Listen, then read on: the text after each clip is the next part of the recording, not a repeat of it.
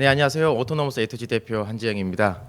오늘 인공지능 국제 포럼에서 자율주행 분야에 대해서 설명을 하게 될 텐데요. 앞서 발표를 해주신 분들 대비 사실 아직 자동차 분야에서는 자율주행이라는 기술을 일반 우리 소비자들이 느끼기에는 아직 조금 부족한 상황이 있습니다. 그래서 왜 이렇게 자동차 분야에는 아직까지 좀 진도가 안 나가고 있는지, 그리고 우리가 자율주행차 상용화 그리고 활성화를 위해서 AI 부분에서 조금 어떤 부분이 또 보완돼야 될지에 대해서 제가 오늘 포럼을 통해서 말씀을 드리도록 하겠습니다. 먼저 저희 회사에 대해서 좀 간략하게 설명을 드리겠습니다. 저희 회사 대부분 아마 AI 쪽에 계신 분들께서는 많이 못 들어보셨을 텐데요. 저희 회사는 오토노머스 A2G라는 회사입니다. 오토노머스라는 단어는 이제 자율주행을 뜻하는 말이고요. A2G는 이제 A부터 Z까지 다 하겠다. 그런 야심찬 뜻을 가진 회사입니다. 현재 우리나라에는 레벨 3 이상의 자율주행차를 운행하려면 국토부로부터 임시운행 허가를 받아야 됩니다. 그래서 올해 5월 기준으로 현재 우리나라에 등록되어 있는 자율주행차는 현재 총 207대, 오늘 날짜 기준으로는 약 220여 대 정도가 있는 상태고요.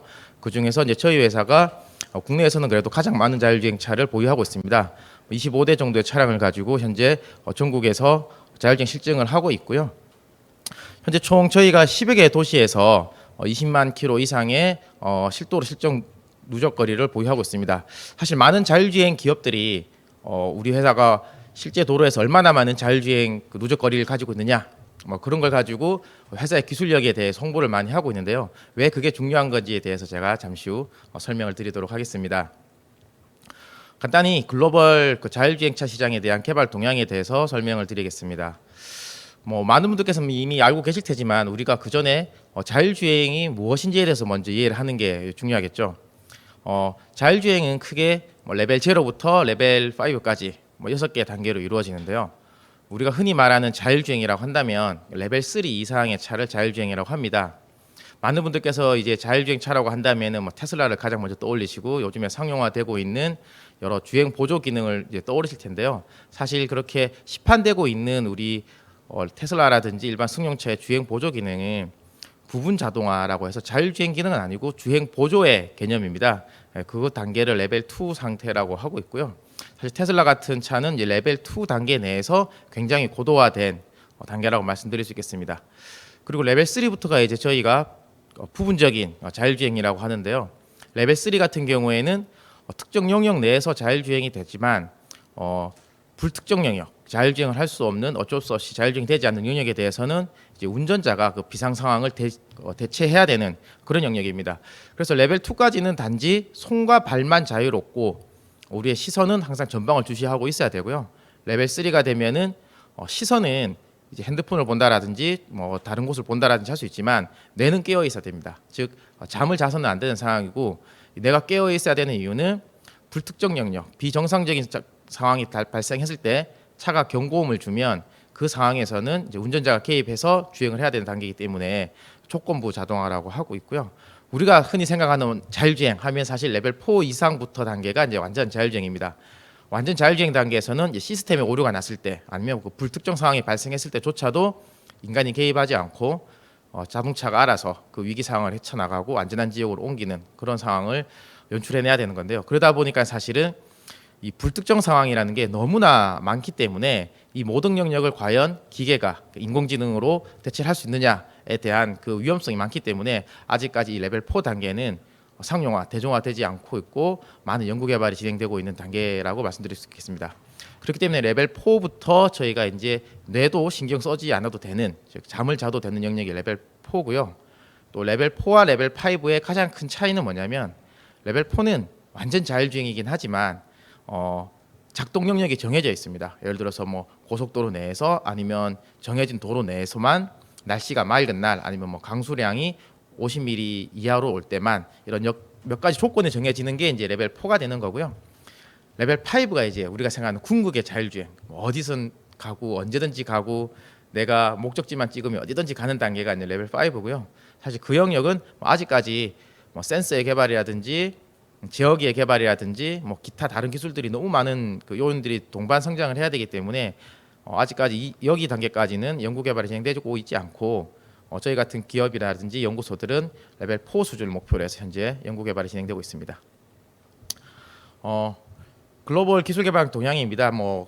글로벌적으로 가장 일반인 분들께서 많이 알고 계신 기업이 이제 구글, 구글의 자회사죠. 웨이모라고 하는 기업이 자율주행 기술 개발에 어떻게 보면 선도를 하면서 끌고 나가고 있습니다. 이 구글 웨이모라는 업체가 가장 먼저 사실은 운전석에 운전자를 뺀 상태로 택시 서비스를 진행을 했었고요. 애리조나주 어떤 한적한 도시에서 2020년부터 운전석을 비운 채로 자율주행 실증 서비스를 시작을 했습니다. 하지만 이 지역은 굉장히 한적한 도시고요. 굉장히 좁은 지역 내에서만 운행을 좀 했었고, 그리고 실질적으로 모든 택시들이 다 운전석을 비우고 하는 건 아니고요.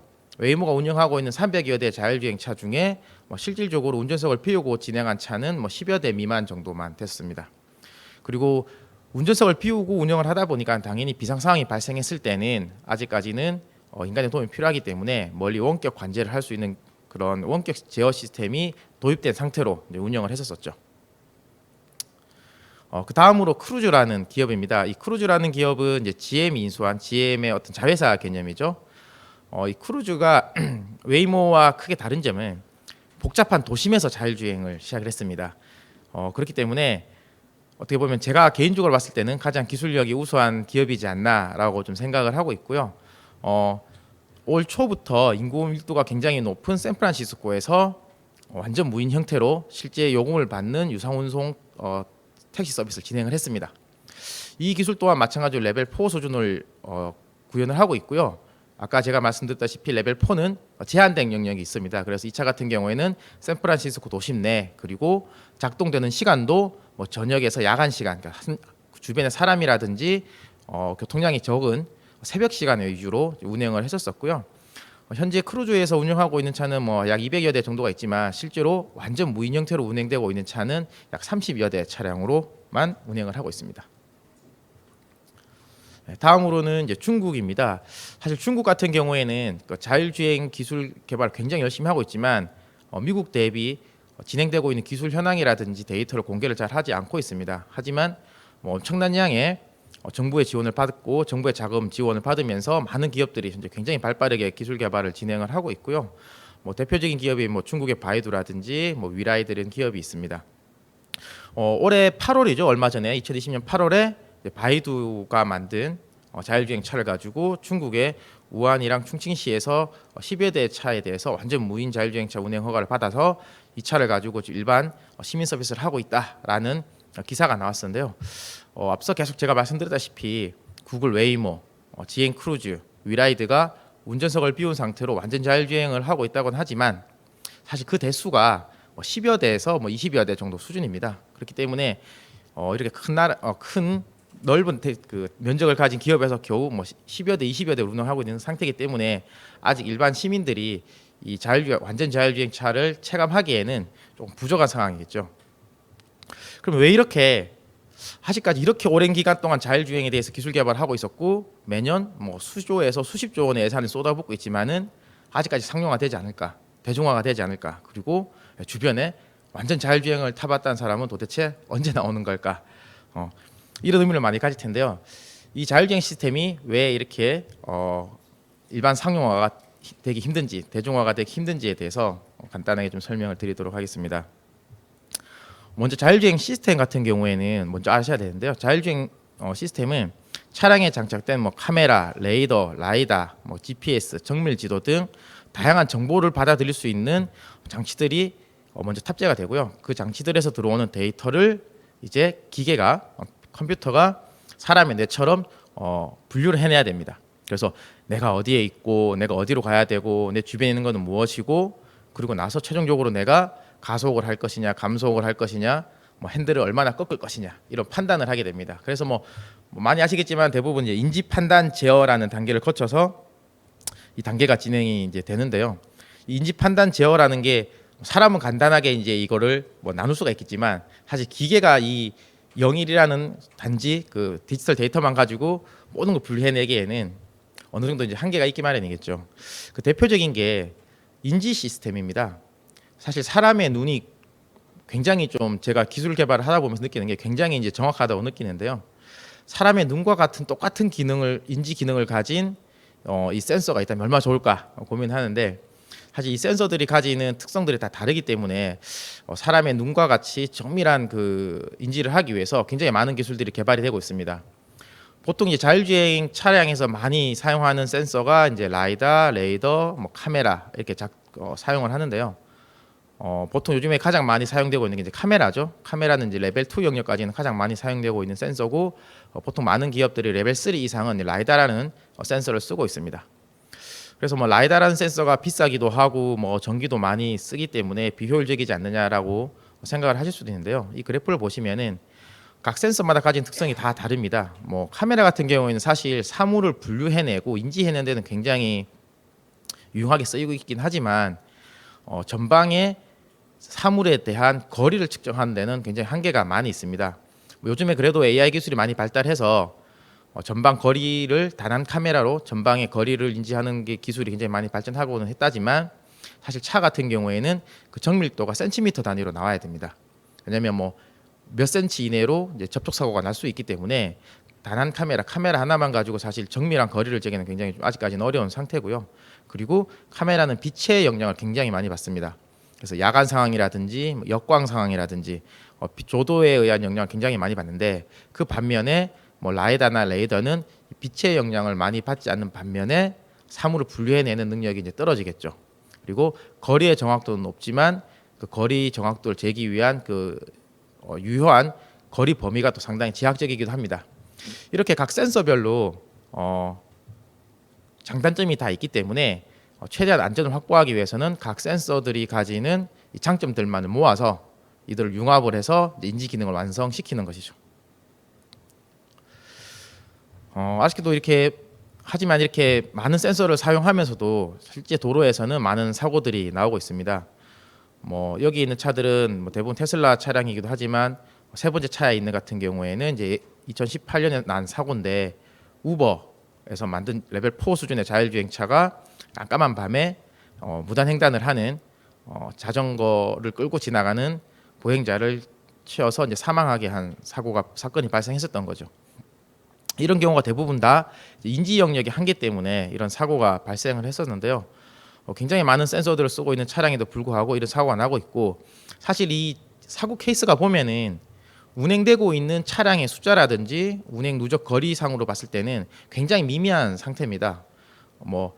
테슬라 같은 경우에는 몇백만 몇천만 킬로 중에 한 번 사고가 날까 말까 하지만 그 한 번의 사고가 결국 사망 사고로 이어지는 거기 때문에 사실 자율주행 같은 경우에는 오류가 거의 없어야 된다는 전제 조건이 있습니다. 단 한 번의 사고로 큰 사고가 이어질 수 있기 때문에 그래서 사실 이렇게 앞서 발표하셨던 금융이라든지 인지라든지 서비스와 관련된 AI 대비 사실 상용화가 굉장히 늦은 이유가 단 한 번의 사고로 사망 사고까지 이어질 수 있기 때문에 아직까지 이렇게 대중화되기는 조금 더 많은 연구 단계가 진행되고 있다고 말씀드릴 수 있겠습니다. 그렇지만 그렇다고 해서 우리가 이런 어려움이 있다고 해서 포기할 수는 없겠죠. 사실 이 자율주행 기술이라는 시장이 수천조에서 1경에 가까운 그 시장을 만들어낼 것이다라는 전망이 발표되고 있기 때문에 실제로 많은 기업들뿐만 아니라 많은 나라에서 자율주행차 상용화를 위해서 많은 연구 개발이 진행되고 있습니다. 그러면 이제 자율주행차가 상용화가 되기 위해서는 어떤 것들이 필요할지 좀 보면요. 일단 가장 기본적인 자율주행 기술 개발이 선행이 돼야 될 겁니다. 인지 판단 제어와 같은 그런 기술, AI 기술, 알고리즘 기술이 우리 보통 사람들이 생각하는 자율주행하면 이거야라고 떠올리는 그런 기술이 기본적으로 돼야 될 거고요.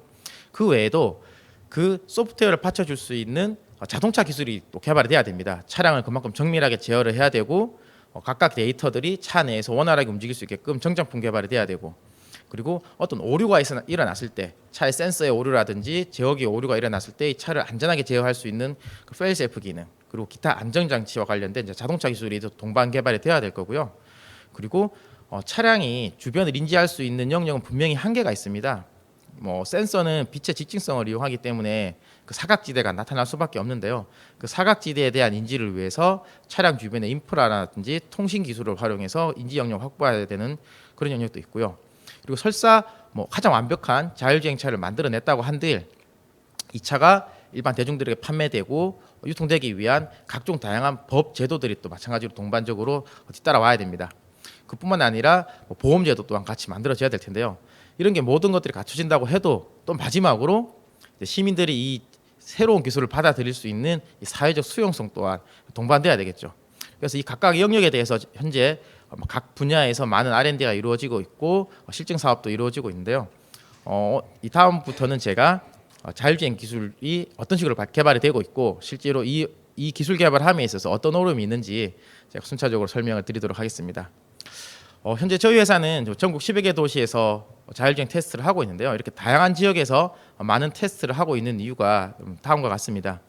현재 저희가 똑같은 소프트웨어를 가지고 각 지역에서 테스트를 합니다. 근데 각 지역마다 도로 환경이라든지 교통 환경이 너무 많이 다르죠. 근데 그 소프트웨어는 어디든 통용화되는 그 소프트웨어가 되기 때문에 각 지역에서 테스트를 하다 보면 예를 들어서 어떤 특정 지역에서 오류가 발생합니다. 예를 들어서 뭐 구도 심지로 주로 구성되어 있는 뭐 대구시에서 어떤 오류가 나타났다. 그러면 그 오류를 다시 업데이트를 합니다. 분석을 해서 사례를 분석을 해서 개선 알고리즘을 만들고 그거에 대해서 시뮬레이션을 하고 모형 도시에서 실제 테스트를 한 후에 안전하다고 판단이 되면 이제 버전 2를 다시 전국에다 뿌리는 거죠. 그리고 버전 2 알고리즘으로 다시 테스트를 합니다. 그리고 다음에는 대구는 만약에 완성이 됐다 한다면 뭐 세종시에서 또 발생을 합니다.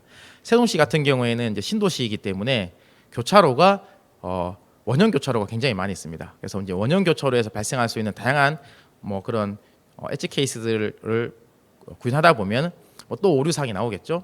그런 상황에 대해서 다시 우리는 데이터를 취득을 하고 엔지니어들이 개선 알고리즘을 한 다음에 똑같은 형식으로 반복을 합니다. 이렇게 계속 지속적으로 수많은 실증을 하면서 그 소프트웨어 안성도를 점점 높여 나가고 있는데요. 실제 도로에서 테스트를 하다 보면은 굉장히 많은 이런 사고 사례들, 엣지 케이스들이 나오게 됩니다. 그 중에 하나가 이제 그림에서 보시는 이제 센서의 오류입니다. 사실 우리가 지금 일반적으로 타고 다니는 지금 차량에도 아마 보시면은 여러분들께서 운전하시다 보면은 가끔씩 이렇게 오류가 나타납니다. 뭐 사용자 화면이 안 넘어간다라든지 내비게이션이 뭐 가끔씩 먹통이 된다라든지 뭐 내비게이션의 내 위치가 엉뚱한 곳을 가르친다라든지 아니면 뭐 카메라 하나가 고장이 났다라든지 뭐 깜빡이 하나가 불이 안 들어온다라든지 굉장히 다양한 형태의 차량에도 오류가 나타나고 있는데요. 사람이 운전하는 차라면 이런 오류가 발생했을 때 사람이 적당히 대응을 하겠지만 사실 자율주행 차량 같은 경우에 운전자가 차 속에서 잠을 자고 있다 이런 상황이라면은 잘못하면 이제 대형 사고로 이루어질 수 있는 거죠. 그렇기 때문에 실제로 레벨 3 이상의 이제 완전 자율주행차 같은 경우에는 이런 센서 오류가 발생을 하면은 이제 경고를 띄우고 차를 페일세이프 모드로 이제 전환을 해서 비상 모드로 돌입을 하게 되는 거죠. 이런 상황들이 굉장히 많이 발생을 한다라는 거죠. 실제 도로에서 테스트를 하다 보면 뭐 파편이 튀어와서 센서를 하나를 칠 수도 있는 거고 어쩔 수 없이 제어기가 컴퓨터로 되어 있기 때문에 뭐 버그가 생길 수도 있는 거고 갑자기 전원이 공급이 안 돼서 시스템 하나가 꺼질 수도 있는 거고 이런 상황들이 굉장히 많이 발생합니다. 그리고 차 같은 경우에는 가전 제품이 아니라 도로에서 달리는 차이기 때문에 기후 변화, 온도 변화, 낮밤, 사계절 그리고 도로의 노면에 굉장히 많은 진동들 이런 것들 다 수용을 해야 되기 때문에 센서의 내구성이 어느 정도 확보가 된다고 하더라도 차량에 장착되는 2, 3만 개의 부품 모두가 하나 정도는 고장 날 수 있는 확률이 굉장히 많이 있습니다. 그래서 이런 상황에 대한 모든 케이스들 다 데이터 수집을 한 후에 대응 전략을 수립을 해야 되는 거죠. 그리고 또 하나는 도로 상황에 대한 어려움입니다. 먼저 여기에 있는 트럭 사진을 먼저 보시면요. 이거 같은 경우에는 내 차의 건너편에 큰 트럭이 가고 있죠. 그런데 이런 공률 구간에 접어들게 되면 이 옆에 있는 차선이긴 하지만 이게 공률이 있기 때문에 내 옆 차선에 있다라고 인지도 할 수 있습니다. 여러분들께서 요즘에 뭐 후측방 경고 레이더를 켜고 교차로를 돌다 보면 전혀 내 뒤에 있는 차량인데 이게 도로가 꺾여지다 보니까 내 옆에 있는 차량으로 인지를 해서 뭐 경보음을 울리는 그런 케이스를 봤을 텐데요. 이게 유사한 상황입니다. 도로 환경에 따라서 나를 위협하는 차량이 아닌데 나를 위협하는 차량으로 차가 인지를 할 수 있습니다. 그 경우에는 여기 조그마한 사진을 밑에 보시면은 내 옆에 있는 큰 트럭이 내 차선으로 치고 들어온다라고 인지를 해버리게 되는 거죠. 그렇게 되면 차 같은 경우는 굉장히 놀라서 핸들을 급격하게 꺾어버리게 됩니다. 그래서 실제 뭐 자동차 회사가 만든 그런 차에 대한 실도로 주행 영상을 보면 그런 케이스들이 발생하죠. 옆차가 잠깐 이렇게 내 차선을 살짝 물고 지나가는데 그거에 대해서 급격하게 반응해서 다른 차선으로 넘어가 버리는 이제 그런 상황이 발생하는 거죠. 그런 케이스들이 사실 실제 도로에서 테스트를 하다 보면 이제 굉장히 많이 발생을 하죠. 그리고 밑에 있는 차는 실제 도로에서 시골에 가면 굉장히 많이 발생하는 상황입니다. 예를 들어서 우회전 전용 차로인데 우회전 전용 차로 코너 구간에 이렇게 불법 조정차가 되어 있는 차량이죠. 실제 자율주행차는 도로교통법을 준수하도록 만들어져 있기 때문에 이런 경우가 발생을 하면 내 앞에서 이런 차가 불법차가 있다 그러면 사실 뒤에서 하루 종일 설 수밖에 없습니다. 왜냐하면 이 반대쪽 차선 넘어가는 순간 이제 교통법규 위반이 되고 그 순간 만약에 사고가 난다 그러면 자율주행차가 다 책임을 져야 되는 상황이기 때문에 이제 이런 상황 같은 경우에는 사람은 뭐 그냥 주변을 살펴서 적당히 이제 법규 위반을 해서 뭐 반대쪽 차선 넘어가서 회피를 하겠지만은 사실 자율주행차 같은 경우에는 그렇게 할 경우에 굉장히 위험 요소들이 많이 발생하기 때문에 이런 상황은 어떻게 할 것이냐에 대한 고민을 많이 하고 있는 거죠. 그 다음으로 또 도로에서 발생하는 다양한 또 환경들입니다. 요즘에 사실 저희도 실도로 테스트를 하면서 가장 많이 겪는 어려움 중에 하나가 이 배달 오토바이입니다. 기존에 사실 이 배달 오토바이들이 불과 이제 2, 3년 전만 해도 이렇게 많이 안 나왔었는데 요즘 코로나 시대가 접어들면서 배달이 활성화되면서 실제 도로에 굉장히 많은 이제 배달 오토바이들이 나오기 시작했죠. 그래서 저희 회사 같은 경우에는 기존에는 그런 데이터들이 없었기 때문에 도로에서 이렇게 배달 오토바이들이 나오면서 굉장히 이제 어떻게 보면 AI 시스템이 이제 혼란을 겪게 된 거죠. 보통 차량들에서 나오기 힘든 이동 경로가 오토바이에서 나오기 시작하는 거죠.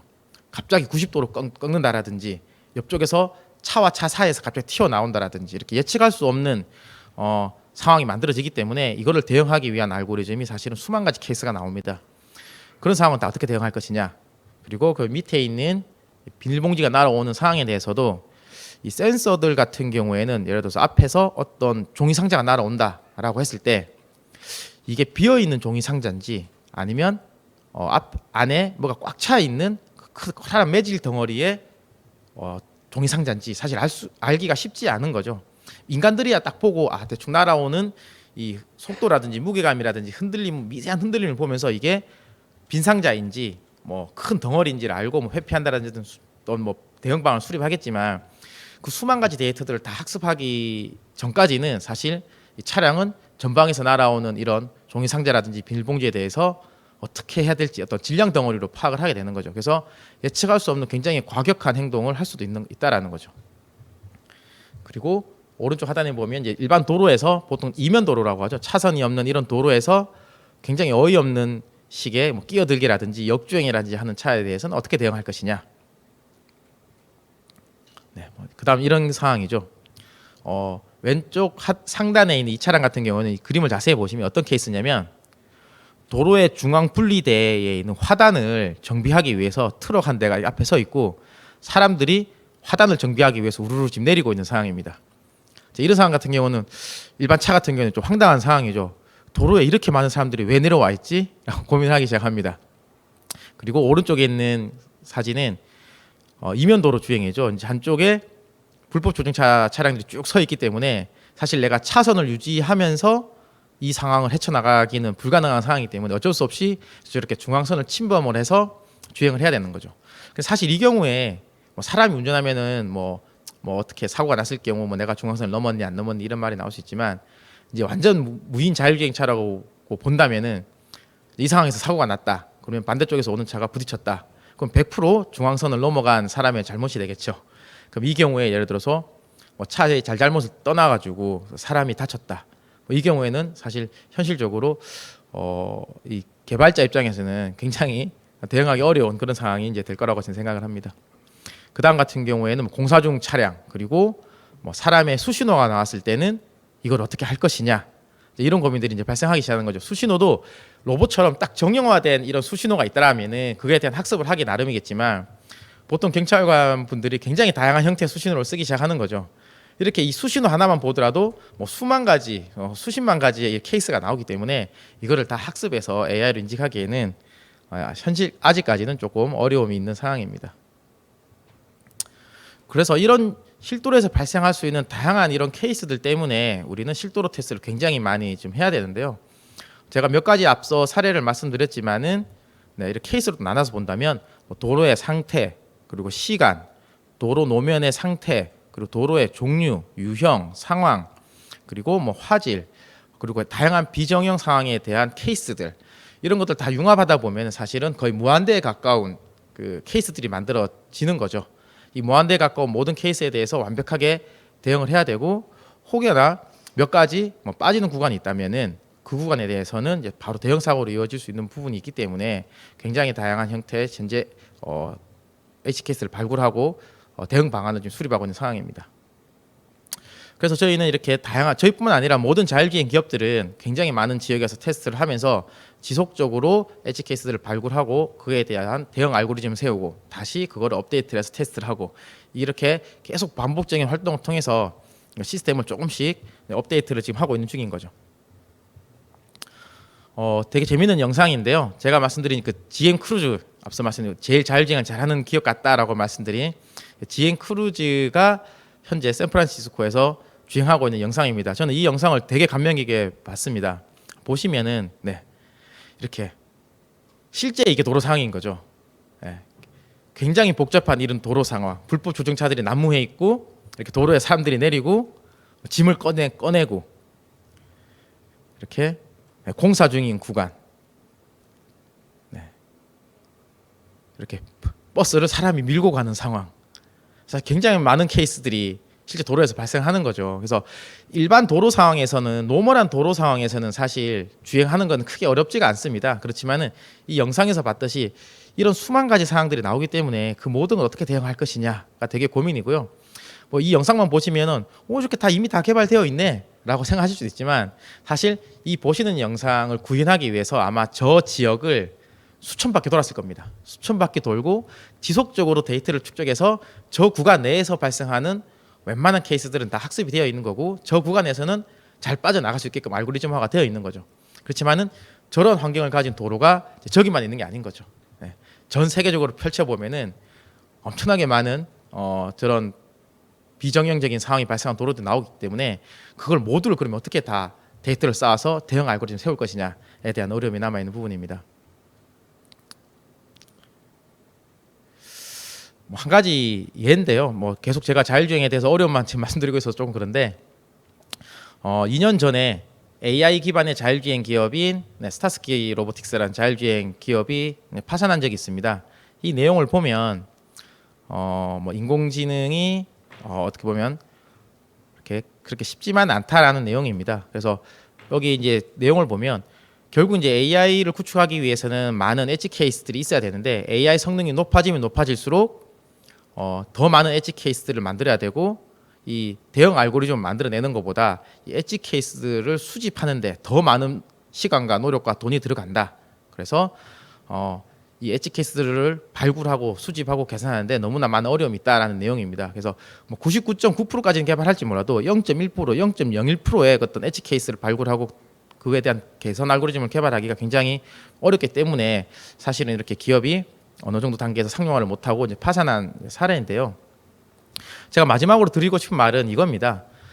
자율주행이 상용화되기 위해서 필요한 요소 중에 뭐 자율주행 이런 AI 기술이 중요하긴 하지만 이것만으로 더 모든 게 채워지는 게 아니거든요. 이런 기술 외에도 인프라의 도움을 받을 수 있는 거고, 자동차의 제어 기술을 받을 수 있는 거고, 그리고 법규나 제도 등을 통해서 2중 3중의 어떤 보호 장벽을 칠 수 있는 영역도 있습니다. 이렇게 굉장히 많은 영역들이 있기 때문에 우리가 굳이 너무 뭐 AI의 한계 아니면 기술의 부족함, 센서나 제어기의 부족함만 가지고 좌절할 필요는 없다라는 내용이고요. 이 외에도 굉장히 많은 보완 요소들이 있기 때문에 우리가 이 나머지 요소들에 대해서 어떻게 보완을 하고 서로 융화가 되게 해서 기술을 만들어낼 것이냐, 그리고 융화하고 기술 업데이트하는 전략을 어떻게 수립할 것이냐를 잘 수립한다면은 상용화가 될 거라고 생각합니다. 그래서 제가 굉장히 재미있는 그 자료를 한번 봤었는데요. 저희 같은 엔지니어들이 집중하고 있는 영역은 여기 화면에 보시든 기술적 영역, 자율주행을 구성하는 수많은 영역 중에서 아주 작은 부분에 대해서만 지금 계속 연구를 하고 있고, 사실 자율주행을 완성하기 위해서는 이 기술적인 영역 외에도 굉장히 많은 부분이 서포트를 한다라든지 보완이 보완이 되어야 되고 돈방 성장을 해야지만이 완성이 되는 영역입니다. 그래서 오늘 마지막으로 제가 드리고 싶은 말씀은 자율주행 상용화를 위해서는 단순히 자동차의 기술 개발 외에도 IT, 인프라, 통신, 법규등과 같이 공통적으로 같이 이루어져야 될 그 항목들이 굉장히 많고 우리가 기술 개발하면서 내 영역 외에 다른 영역에 대해서 관심을 가지고 공동적으로 우리가 협업을 하면서 발전시켜 나가야지만이 우리가 꿈꾸는 그런 완전 자율주행 시대가 오지 않을까라는 말씀을 꼭 드리고 싶습니다. 네, 이상으로 발표를 마치도록 하겠습니다. 감사합니다.